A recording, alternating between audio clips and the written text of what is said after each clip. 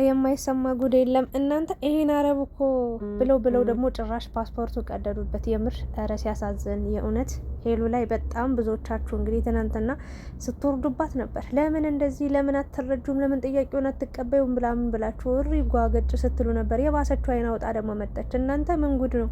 በቃ ፈቅርሃለሁ የትም እንድትሄድ አልፈልግም ምናምን ብላ ፓስፖርቱን ቀድድድ አድርጋ ጣል አድርገዋለች። ይሄ ልጅ በቃ ነፍሱ ሁሉ ላይ የተጨነቀች እኔ አፍቅሬሽ ነው እንጂ ሞኝ አይደለሁም ጅል አይደለሁም ማለትና ምንድን ነው እየተፈጠረ እየሆነ ያለው? ወይ አንዳንዴስ ህይወት ከባድ ነች። የእውነት ለመናገር ምን አይነቷ ፈጣጣ፣ ምን አይነቷ ሀገር አሰዳቢ ሴት አሰዳቢ ነች። በእናታችሁ ጭራሽ በግድ የኔ ካልሆንክ የኔ ባል። በነገራችን ላይ ማለት ነው በጣም ባለጌ እንደሆነች ያወቅኩት አሁን እኔ እንደው የእውነት እናውራ ከተባለ ጓደኛዬ የሆነ ሰው ቢመጣ ወድሻለሁ አፈቅሻለሁ ቢላት አይ እሷን ተዋትና እኔ ጋር ሁን ብዬ እምል ከሆነ በጣም የፈጣጣም ፈጣጣ አይን አውጣ ነኝ የምባለው። እናች ልጅም ሄሉን ነው አይደለ ወዶ የመጣው አፍቅሯት የመጣው አስባት የመጣው ፈልጓት የመጣው እሷን ነው። ግን እቺ ደግሞ አይን አውጣ ነች። ገና በሁለት ቀን ውስጥ ለምታውቀው ወንድ ሄድኩኝ፣ ሞትኩኝ፣ አበቃው፣ ተሰቀልኩ፣ ሄድኩ፣ በረርኩ አለች። በቃ አፈቀርኩት። ኧረ እባክሽ ከየት የመጣሽ መቀስነሽ? በእናትሽ ስታስጠይ! እንዴት ነው በሁለት ቀን? እሱ እኮ ሄሉ ነች የማታውቀው እንጂ እሱ እኮ ያውቃታል። ኦልሬዲ እናቱ ምናምን እንደምታውቃት ነው የተናገረው። በቃ በጣም ሚዲያ ላይ ስለሚያውቃት ደስተኛ ሆነ፣ አፈቀራት፣ ወደዳት አይደለ እንዴ? እንደዛ ነው የሆነው እንጂ ከመሬት ተነስቶ አይደለም ሄሉን ያለው።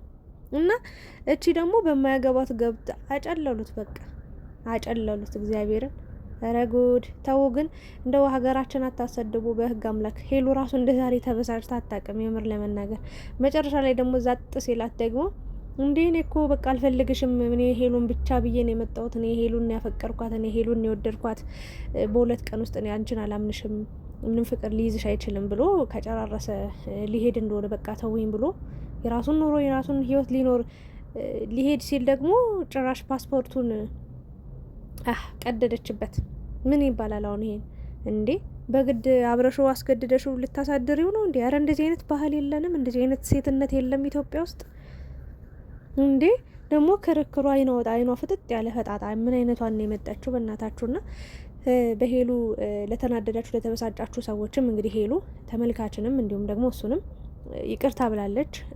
የተፈጠረው ነገር ሁሉ ትክክል እንዳልነበር፣ ጆሲም እንደዛው ትክክል አልነበርኩም እኔም አስቀይሜዋለሁ፣ ስለዚህ ይቅርታ ልጠይቀው ብለው ነበረ ያገኙት። ነገር ግን እቺ ጦጣ የእርጎ ዝንብ ደግሞ መጣ። እንግዲህ ነገሩን ሁሉን ነገር አፈራርሰዋለች። ሄሉ በሰላማዊ መንገድ ነበረ እንደማትፈልገው አለ አይደለ እሱን በማይጎዳ መልኩ አስተባብላ በቃ ደስ ብሎትን ባይሆንም ብቻ ተረጋግቶ እንዲመለስ ትብስጭጭት ብሎ ተናዶ ከፍቶት እንዲመለስ አልፈለገችም ሄሉና ጆሲ ማለት ነውና ይሄን ነበር ፈልገው እንግዲህ የጠሩት የቀጠሩት። ነገር ግን የባሰ ሌላ ታሪክ ነው የተፈጠረው። ያሳፍራል የእውነት ለመናገርና አንዳንዴ እስኪ ለራሳችሁ ክብር ይኖራችሁ። እኔ ሄሉን በጣም ነው ማደንቀት። በነገራችን ላይ በሰው በማንም አትጓዝም፣ በማንም አትነዳም። ይኸውላችሁ ከዚህ በፊት ማለት ነው ብዙዎቹን ጥንዶች አይተናል ዩቲዩብ ላይ ገና አብረው ፎቶ ስለተነሱ ታምራላችሁ፣ አንድ ላይ ሆኑ፣ ተጋቡ እያላችሁ ተፋቀሩ፣ አንድ ላይ ሆኑ እያላችሁ ብዙ ሰዎችን ያለ ፍላጎታቸው ያለ እቅዳቸው ያለ ስሜታቸው እንዲሄዱ እንዲጀምሩ ገፋፍታችኋቸው ከዛ መሀል መንገድ ላይ መንገዱ ጠፍቶባቸው ሄደው ጀምረው ከዛ መመለሻም መውጫውም ጠፍቶባቸው ግራ ሲጋቡ ባህላቸውን ሃይማኖታቸውን ሲያሰድቡ ራሳቸውን ሲያረክሱ ያልሆነ ነገር ውስጥ ገብተው በቃ ሲዋኙ የምናያቸው ሰዎች እና እቺ ልጅ ደግሞ የማታውቀው ባህል ሰው ነው የመጣው። ሌላ ባህል ያለው ሌላ ኑሮ ያለው ኢቭን በሃይማኖት እንኳን አይገናኙም አይደለ እንዴ? ይሄ ልጅ ነው ሳታውቀው እስኪ በቃ እዩ ማለት እስኪ አውሪው ምናምን ማለት ስትችሉ ተቀበዩ፣ በቃ ፍቅሩን ተረጆ፣ እሱ ይሻልሻል ከሀበሻ 10 እጅ በቃ የውጮች ይሻላል ምናምን ብላችሁ ሄሉን ገፋፍታችሁ ልክ እንደ ሌላው ሴት ሞኝ መስላችሁ ልክ እንደ ሌላው ወንድ እንደዚህ እንደምታጣብሷቸው ሞኝ መስላችሁ ጥያቄውን እንድትቀበል ነበር ስትገፋፏት፣ በስድብም በምንም ስትሞክሩ ነበር። ግን ሄሉ ብልጥ ናት። በራሷ መንገድ በራሷ ኑሮ በራሷ ህይወት ነው የምትጓዘው። ራሷ በቃ ወንድ አላጣችም በነገራችን ላይ ሄሉ ማለት ነውና እኔ ተረድቻታለሁ። በቃ ማንንም ሰው አትፈልግም፣ በራሷ ነው የምትመራው የምትጓዘው። ትንሽ የሚከብደው ነገር አንዳንዴ ሄሉ በምታስበው መንገድ ሌላ ሰው እንደሷ አስቦ ተረድቷት ላይመጣ ይችላል የእውነት ለመናገር። ምክንያቱም ከሄሉ ሙሉ በሙሉ ተቃራኒ ሊያስብ ይችላል። እሷ ደግሞ የራሷ ውሳኔ የራሷ አቋም ካላት እግዚአብሔር ደግሞ አንድ ቀን በቃ ይሄ ነው ህይወትሽ፣ ይሄ ነው ትዳርሽ፣ ይሄ ነው ኑሮሽ፣ ይሄ ነው በቃ ቤትሽ ብሎ አንድ ሰው አንድ አዳም ይልክላታል። እሱ እስኪመጣ ደግሞ ገና ወጣት ነች፣ ገና ልጅ ነች፣ እየጠበቀች ነው። ፈጣሪ ደግሞ ሲሰጥ አይሰስትም። የእሷ ይሄ ሁሉ የሄደው ማርክም የሄደው አላዛርም የሄደው ቢኒም የሄደው በቃ ፈጣሪ ስላልፈቀደ ነው። የእሷ ስላልሆኑ ነው፣ ለእሷ ስላልተጻፉ፣ ለእሷ ስላልተፈቀዱ ነው እንጂ ቢፈቀድማ ኑሮ ማለት ነው እግዚአብሔርም ሰው ባለውማ ቢሆን ኖሮ የእውነት ለመናገር እሷ ራሱ ባለችውማ ቢሆን ኖሮ ከማርክ ጋር ይለያዩም ነበር። አታስታውሱም እንዴ የነበራቸውን ደስታ፣ የነበራቸውን ፍቅር፣ የነበራቸውን ህይወት በቃ እግዚአብሔር ካልፈቀደስ ፈጣሪ ይሄ ህይወት ያንቺ ነው ብሎ ካልፈቀደ ካልመራት የሆነ ሰዓት ላይ ቢጀምርም መቀጠያ የለውም ወይ ደግሞ መቋጫው አያምርም።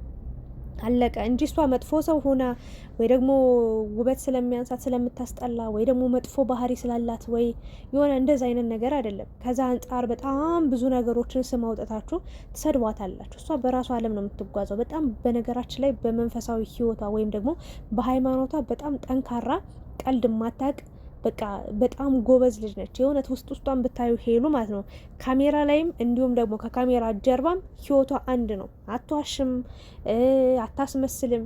የእውነት ለመናገር ማለት ነው አለባበሷን ራሱ አይታችሁ መገመት ትችላላችሁ።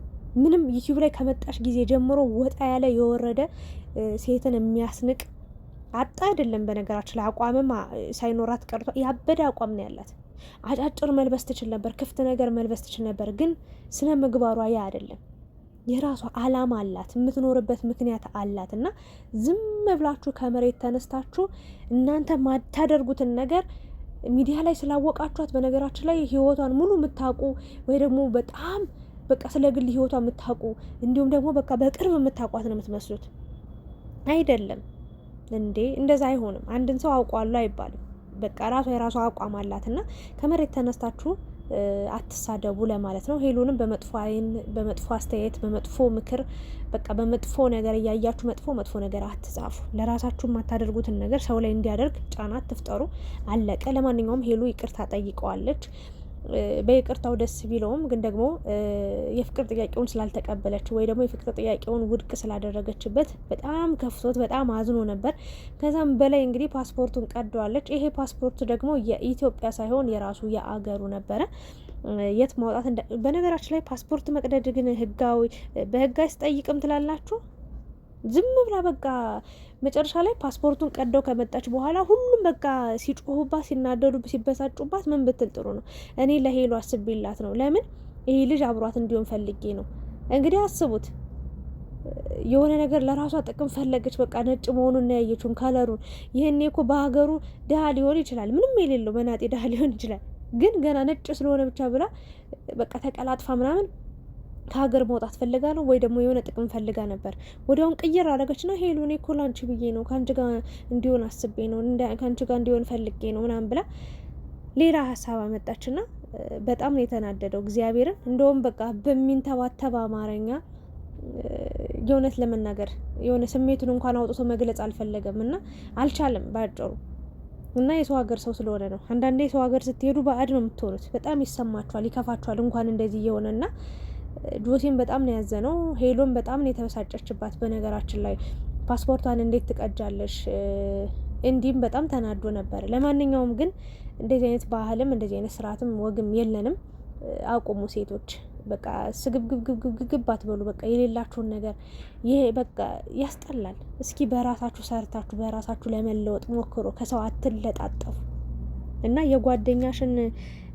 ጓደኛሽን አፍቁር የመጣን ሰው ከቻልሽ አንድ እንዲሆኑ መንገድ መፈለግ፣ ካልቻልሽ ደግሞ ጸጥ ማለት ሲገባሽ አንቺ በላይ ሆነሽ እሷ በቃ ስላልተቀበለችው ለኔ ትሆን ተንበርከከሽ እኮ ነው። በነገራችን ላይ ሄሉን የጠየቅሻት ይሄ ልጅ እንድታስመልሰው እሷን አሰድበሻታል። ብዙ ሰው ነው ሲያመናጭቃት ሲሰድባት በቃ ብዙ ነገር ሲላት የነበረው እርግማንም ነበረው። በስማም ሄሉን ያልሰደባት ሰው አለ እንዴ? ትናንትና በግድ ካልተቀበልሽው እንዴ! ኧረ በጣም ይገርማል፣ ያስጠላል በጣም እና እንደዛ ብለሽ ከለመንሻት በኋላ አሁን ደግሞ ጭራሽ ፓስፖርቱን ቀደሽ እንዴት እንደሚሆን አላቅም። ብቻ ጆሲ የሆነ ነገር አድርጌ እናስተካክላለን ምናምን ብሏል። ሄሎም እንደዛው እንዴት እንደሚሆን አናቅም። ብቻ ግን ያው ከፍቶት ባይመለስ ይሄ ልጅ በሆነ ነገር ቢካስ ደስ ይለኛል። ሄሎም ብትሆኚ እንደተማረ ሰው ተረጋግተሽ ያለውን ነገር ህይወትም ካለሽ ህይወት አለኝ የማትፈልጊበትንም ምክንያት ሃይማኖትም ራሱ እኮ ትልቅ ምክንያት ሊሆንሽ ይችላል። እንድታምኘው እንዲረዳሽ ማድረግ ትችያለሽ። በጥሩ ነገር በጥሩ መንፈስ ቀርበሽ ትሪት ማድረግ እንጂ አልፈልግም በቃ ነው በጣም አይ እንደዚህ አይደለም ፍቅር እንደዚህ አይደለም። እና ትሪት ብታደርገው የተሻለ ነው። እችን ልጅ ደግሞ ከሷ መራቅ አለብሽ። ምንም አትጠቅምሽም። እቺ ማትረባናት የምር ያንቺ የሆነ ነገር የምትመኝ ሴት ነገ ራሱ በህይወትሽ ላይ ትልቅ ነገር ቢመጣ ትወስድብሻለች። እርግጠኛውን የምነግርሽ ነገር በጣም በቃ አይኗ ደስ አይልም፣ ፍላጎቷም ደስ አይልም። በምንም ተአምር እንኳን እኔ ቅርታ አድርጉልኝና እሷ ልጅ ብሆን ማለት ነው አሁን ጓደኛዬን ጠይቋላ። ጓደኛዬን ያፈቅራታል፣ ይወዳታል አይደለ? እንደው ሌላ ጊዜ ራሱ ከእሷ እምቢ ብለው እንኳን ከእሷ ጋር እንኳን መሆን ባይችል በተአምር የእውነት ለመናገር የኔ አላደርገውም። በጣም ይሰቀጥጠኛል። የእውነት ለመናገር ደስ የሚል ስሜት የለውም። እና እቺ ልጅ በድፍረት ይሄንን ነገር ካደረገች ለዛውም ደግሞ ያንቺን ምላሽ እርግጠኛ ሆና ሳታቅ ትቀበዩ አትቀበዩ ሳታቅ በዚህ ልክ ተስገብግባ ለኔ ካለች ነገ ደግሞ የተሻለ ነገር የተሻለ እድል ቢመጣ የምሬ ነው ከአንዳንድ አፈፍ አርጋ ነው የምትወስድብሽና ያስጠላል። ከእንደዚህ አይነት ሰው ራቂ። ያንቺ ስነ ምግባር፣ ያንቺ ኑሮ፣ ያንቺ ህይወት ከዚች ልጅ ጋር አይሄድም። በቃ ይህንን ነገር ነው ልናገር የምችለውና ብቻ አረቡ በጣም ነው የሚያሳዝነው። ፓስፖርቱ መቀደዱ ደግሞ ይበልጥ በእርግጥ ለበጎ ነው። የእውነት ለመናገር ብር ይጨነቅ እንጂ በትንሽ ጊዜ አስተካክሎ መሄድ ይችላል። ጠፋብኝ ብሎም ሊሆን ይችላል የሆነ ነገር ብሎ የሆነ ብቻ ምክንያት ይኖረዋል። ግን እቺ ልጅ ራሱ በህግ መጠየቅ አለባት ብዬ ነው የማስበው። የምር ለመናገር ያው ነገሩን እያከረርኩት ምናምን ነገር ሳይሆን እንዴት ፓስፖርትን ያህል ነገር ምን ያህል ዋጋ እንዳለው ታውቃላችሁ። በተለይ ደግሞ ከሀገራችሁ ከወጣችሁ በኋላ ሀገር ውስጥ እያላችሁ ምንም ነገር ላትጠቀሙበት ትችላላችሁ። ግን በሰው ሀገር ሄዳችሁ ፓስፖርት ማለት ምን ማለት እንደሆነ ዋጋው የሚገባችሁ ብዙ ሰዎች አላችሁና ትረዱኛላችሁና ይሄ ልጅ ደግሞ ሀገር እንደሌለው ሰው እንደሌለው በዚህ ልክ ይህን ያህል አፈቀርኩ ብሎ ስለመጣ እንደ ጅል አይታው ይህን ያህል ርቀት ሄዳ እንደዚህ ማድረግ አልነበረባትም። ለማንኛውም ደግሞ ነገ የሚሆነውን ነገር ደግሞ ምናይ ይሆናል። ስለነበረን ቆይታ አመሰግናለሁ። እስኪ እናንተስ ምን አይነት ሀሳብ አስተያየት አላችሁ? ላይክ፣ ሼር፣ ሰብስክራይብ እያደረጋችሁ አበረታቱኝ። እወዳችኋለሁ። ሰላም ቆዩ።